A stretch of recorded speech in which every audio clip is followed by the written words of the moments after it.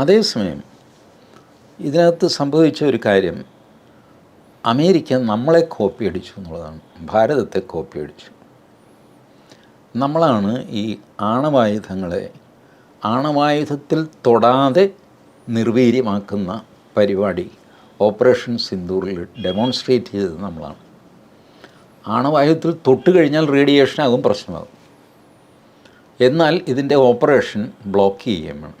എന്ത് ചെയ്യും? സിമ്പിൾ സാമാന്യ ബുദ്ധിക്ക് നമ്മൾ ചെയ്തത്, അത് നൂർഖാനിലാണ് ചെയ്തത്. ആണവ കേന്ദ്രത്തിലേക്ക്, ഇത് ഭൂമിക്കടിയിലാണല്ലോ, അങ്ങോട്ട് പോവുകയും അവിടെ നിന്ന് ഇറങ്ങുകയും ചെയ്യുന്ന രണ്ട് ഈ എലി കയറിപ്പോകുന്ന മാതിരിയുള്ള മാളം, ഈ രണ്ട് മാളങ്ങളും ബോംബിട്ടു. ബോംബിട്ട് കഴിഞ്ഞ് പിന്നെ മാസങ്ങളോ വർഷങ്ങളോ എടുക്കും ഇത് രണ്ടാമത് ഇങ്ങനെ ആക്കാനായിട്ട്. മാത്രമല്ല, ആ ന്യൂക്ലിയർ സ്റ്റേഷനിൽ ഉണ്ടായിരുന്ന ശാസ്ത്രജ്ഞന്മാർ, മറ്റ് ജോലിക്കാർ ആരൊക്കെയാണോ, അവർ പോക്കാണ്. അവരെ പുറത്തേക്ക് എടുക്കാൻ പറ്റില്ല.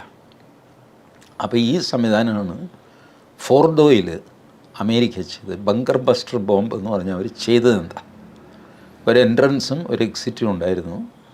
അവിടെ ഇവർ ബങ്കർ ബസ്റ്റർ ബോംബ് പ്രയോഗിച്ചു.